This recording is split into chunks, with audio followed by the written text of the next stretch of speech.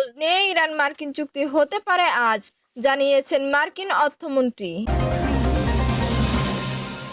ইমরান খানের মুক্তির দাবিতে পিআর বিক্ষোভ আজ। হরমুজ সংকটের প্রভাব, নিউল্যান্ডে বেড়েছে বেকারত্ব। দক্ষিণ লেবাননে ইসরায়েলি বাহিনীর ভয়াবহ বিস্ফোরণ। দর্শক, এতক্ষণ শুনছিলেন সংবাদ শিরোনাম, এখন জানিয়ে দেব বিস্তারিত সংবাদ। তার আগে অনুরোধ থাকবে এই ভিডিওটি দেখতে দেখতে সাবস্ক্রাইব করে রাখুন এবং লাইক দিন ও কমেন্ট করে জানিয়ে দিন বাংলাদেশের কোন জেলা থেকে এই সংবাদ শুনছেন এবং দেখছেন। ইরান মার্কিন চুক্তি হতে পারে আজ বলে জানিয়েছেন মার্কিন অর্থমন্ত্রী। আগামী 2 দিনের মধ্যেই কৌশলগতভাবে গুরুত্বপূর্ণ হরমুজ প্রণালী পুনরায় উন্নত হতে পারে বলে আশাবাদ ব্যক্ত করেছেন মার্কিন অর্থমন্ত্রী। তিনি জানান, এ বিষয়ে ইরানের সঙ্গে আলোচনা চলছে এবং দ্রুত একটি সমঝোতা পৌঁছানোর সম্ভাবনা রয়েছে, যা চলমান উত্তেজনা প্রশমনে গুরুত্বপূর্ণ ভূমিকা রাখতে পারে। আমার মনে হয় আজকালকের মধ্যে প্রণালীটি খুলে দেওয়া এবং এই সংঘাতকে আরও স্বাভাবিক অবস্থানের দিকে নিয়ে যাওয়ার মতো একটি চুক্তিতে পৌঁছানোর সুযোগ রয়েছে। চুক্তির অধীনে তেহরানকে কোনো ট্রল আদায়ের অনুমতি দেওয়া হবে কিনা এমন প্রশ্নে বেসেন্ট জানান, এই চুক্তি প্রণালীতে অবাধ চলাচলের অনুমতি দেবে। তিনি বলেন, এটি অবাধ চলাচলের সুযোগ তৈরি করবে। গত কয়েকদিন সেখানে পরিস্থিতি কিছুটা ঝুঁকিপূর্ণ থাকলেও আমরা এখনই বেশ কিছু জাহাজ বের হতে দেখছি। হরমুজ প্রণালী নিয়ে ইরানের সঙ্গে সম্ভাব্য চুক্তি হলে জ্বালানি তেলের দাম এর ওপর ইতিবাচক প্রভাব পড়বে উল্লেখ করে মার্কিন অর্থমন্ত্রী আশাবাদ প্রকাশ করেন। তিনি জানান, সেখানে শত শত জাহাজ বের হওয়ার অপেক্ষায় রয়েছে। সিএনবিসিকে দেওয়া সাক্ষাৎকারে তিনি আরও বলেন, পরিস্থিতি এখনো কিছুটা অনিশ্চিত হলেও বর্তমানে বেশ কিছু জাহাজ বেরিয়ে আসছে।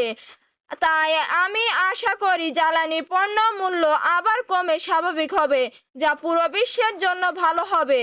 এদিকে মার্কিন পররাষ্ট্রমন্ত্রী মার্কো রুবিও জানিয়েছেন, হরমুজ প্রণালী দিয়ে আরও বেশ কিছু জাহাজ চলাচলের লক্ষ্যে ইরানের সঙ্গে আলোচনায় অগ্রগতি হলেও কোনো চূড়ান্ত। ইমরান খানের মুক্তির দাবিতে পিটিআর বিক্ষোভ আজ।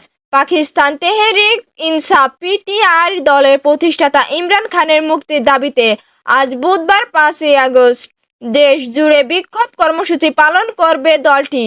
2023 সালে এই দিনে তাকে গ্রেফতার করা হয়। আজকের এই কর্মসূচির মূল সমাবেশ হবে পেশাওয়ারে। পিটিআর কেন্দ্রীয় তথ্য সম্পাদক শেখ ওয়াকাস আকরাম সংবাদ মাধ্যম দ্য ডনকে জানান, পেশাওয়ারের বড় জনসভা হবে আর অন্য 3টি প্রদেশে দলীয়, আঞ্চলিক ও স্থানীয় নেতারা নিজেদের সুবিধামতো বিক্ষোভ কর্মসূচি পালন করবেন। তিনি বলেন, বিশেষ করে পাঞ্জাবে পিটিআই নেতাকর্মীদের বিরুদ্ধে অভিযান ও ধরপাকড় চালানো হচ্ছে, তবে বিক্ষোভ হলেও কোনো ধরনের সহিংসতা হবে না। তার ভাষায়, পিটিআইতে সহিংসতার কোনো স্থান নেই। শেখ ওয়াকাস আকরাম আরও বলেন, গত 8 ফেব্রুয়ারি সাধারণ নির্বাচনে যারা পিটিআইকে ভোট দিয়েছেন তারা যেন ঘর থেকে বের হয়ে ইমরান খানের প্রতি সংহতি প্রকাশ করেন। তিনি প্রদেশবাসীর প্রতি শান্তিপূর্ণভাবে বিক্ষোভের অংশ নিয়ে গণতন্ত্র, সংবিধান, আইনের প্রশাসন এবং জনগণের ভোটাধিকারের পক্ষে আওয়াজ তোলার আহ্বান জানান। এদিকে মঙ্গলবার ইমরান খানের বোনেরা এবং পিটিআর আইনজীবীরা কারাগারে গেলেও তাদের ইমরান খানের সঙ্গে দেখা করতে দেওয়া হয়নি। ইমরান খানের বোন আলিমা খান জানান, তার ভাইয়ের মুক্তির আন্দোলন এর মধ্যেই শুরু হয়েছে। তিনি আশা প্রকাশ করেন, খাইবার পাখতুনখোয়ার মুখ্যমন্ত্রী আজকে সমাবেশে আন্দোলনে পরবর্তী কর্মসূচি ঘোষণা। হরমুজ সংকটের প্রভাব, নিউল্যান্ডে বেড়েছে বেকারত্ব।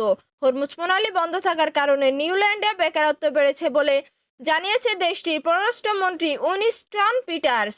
সামাজিক যোগাযোগ মাধ্যম এক্সে দেওয়া এক পোস্টে তিনি সব কথা বলেন। খবর আল জাজিরা। উইনস্টন পিটার্স বলেন, হরমুজ প্রণালীর সাম্প্রতিক সংঘাত এবং এর ফলে জ্বালানির দাম ব্যাপকভাবে বেড়ে যাওয়ার ব্যবসার খরচও বেড়েছে। এর সরাসরি প্রভাব পড়েছে কর্মসংস্থানের ওপর।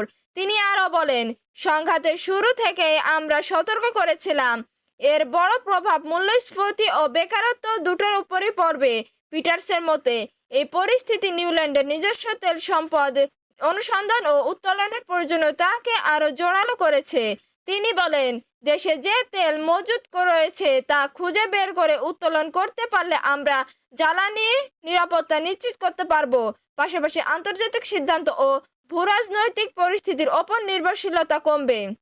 বার্তা সংস্থা রয়টার্সের উদ্ধৃত নিউজিল্যান্ডে পরিসংখ্যান বিভাগের তথ্য অনুযায়ী চলতি বছরের দ্বিতীয় প্রান্তিকে দেশটির বেকারত্ব হার বেড়ে 5.6% পৌঁছেছে, যা গত এক দশকের মধ্যে সর্বোচ্চ। একই সময়ে জ্বালানির উচ্চ মূল্য কারণে মূল্যস্ফীতি বেড়ে হয়েছে 4.1%। দক্ষিণ লেবাননে ইসরায়েলি বাহিনীর ভয়াবহ বিস্ফোরণ। লেবাননের ন্যাশনাল নিউজ এজেন্সির খবরে বলা হয়েছে, দক্ষিণ লেবানন শহরে একটি বিশাল বিস্ফোরণ ঘটেছে।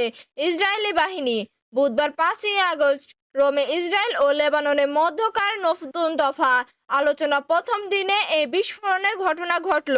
উল্লেখ্য, গত জুনে হওয়া একটি রূপরেখা চুক্তি পূর্ণাঙ্গ বাস্তবায়ন এগিয়ে নেওয়ার লক্ষ্যে এই আলোচনা চলছে।